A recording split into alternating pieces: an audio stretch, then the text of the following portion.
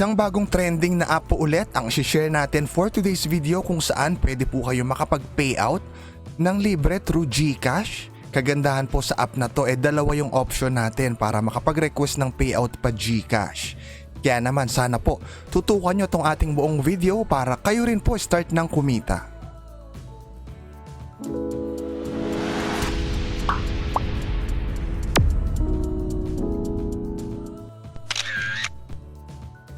Hello guys, kamusta po kayong lahat at welcome back po dito sa ating channel. For today's video, ito po ang ating i-feature, si Gem Master app.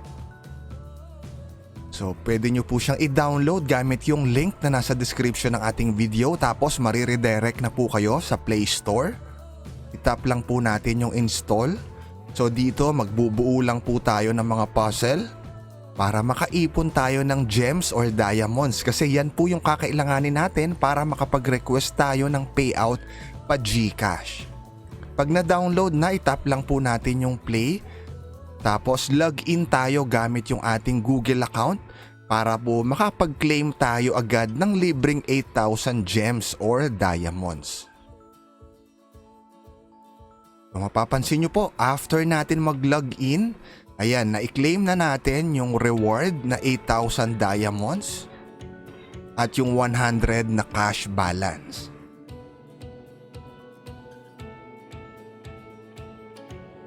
So ngayon guys, i-next naman po natin, huwag niyong kalimutan mag-input ng referral code para po sa additional 1,000 na diamonds.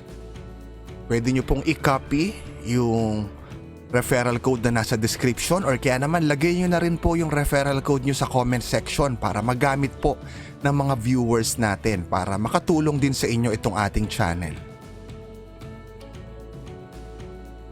So napansin nyo, ayan, natanggap na natin yung additional 1,000 na diamonds. So mamaya i-check natin kung paano ba mag-request ng payout gamit po yung mga gems or diamonds na yan na iniipon natin.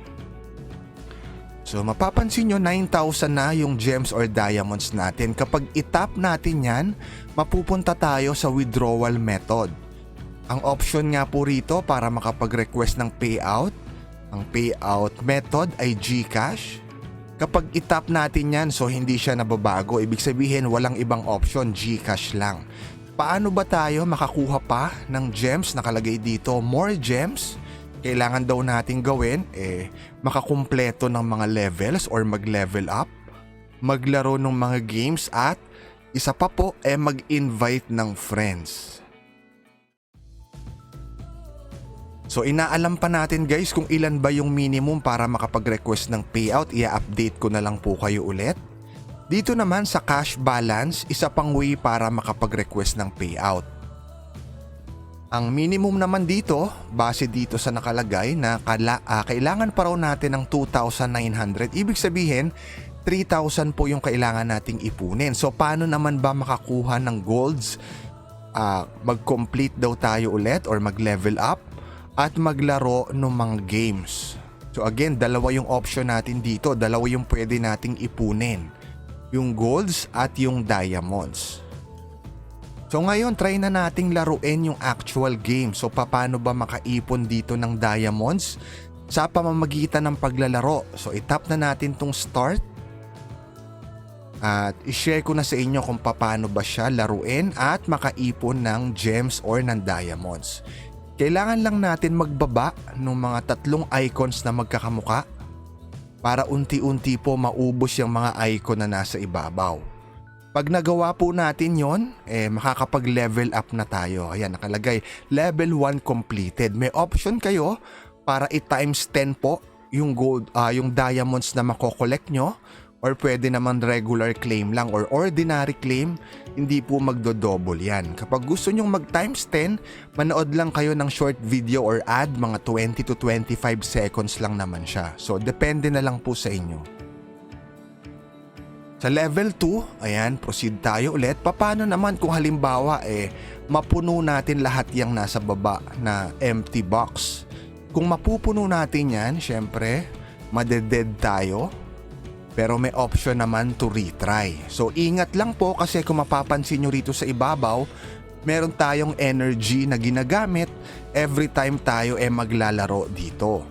So nagre-refresh naman yung energy every ilang minuto, madadagdagan tayo ng isa. Tapos sa bandang ibaba, merong mga hint or lifeline kung tawagin dyan na pwede rin nating gamitin.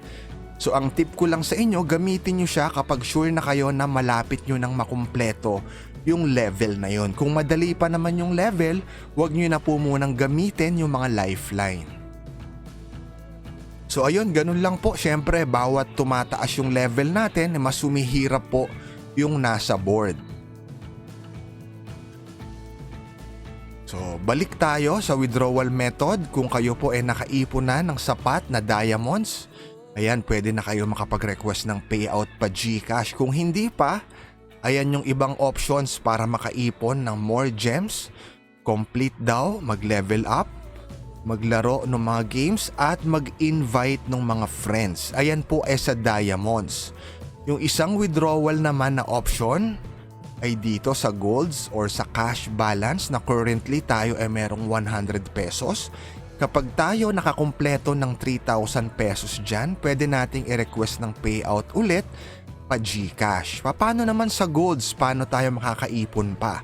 Sabi nila, makakaipon tayo ng golds pag complete ng mga level at paglalaro ulit ng mga games.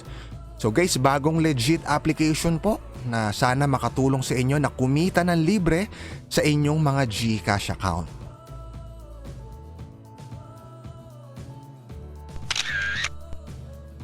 At guys, isa pa pong app na sure tayo na hanggang ngayon ay legit ay ito pong si Lovely Pet. So dito, aalagaan lang natin yung ating pet.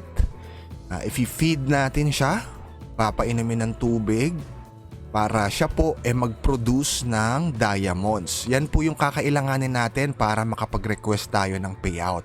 Mapapansin nyo, since down yung system ng GCash nung last time, kaya po sa PayMaya tayo nakapag-request ng payout na 500 pesos. Ayan, successful na siyang natanggap. So, sure tayo na legit siya. So, ngayon naman, magre-request tayo, live withdrawal request po, PayMaya, 250 pesos. Katumbas niyan, 62,500 na gold coins. So, itap lang natin yung redeem. So again guys, ito pong dalawang legit app, sure tayo na makakatulong sa inyo na kumita gamit po ang inyong mga cellphone at kahit kayo po nasa bahay lang. So guys, sana mag-subscribe na kayo dito sa ating channel. Maraming salamat po sa panonood. Kita-kita po tayo muli sa next video.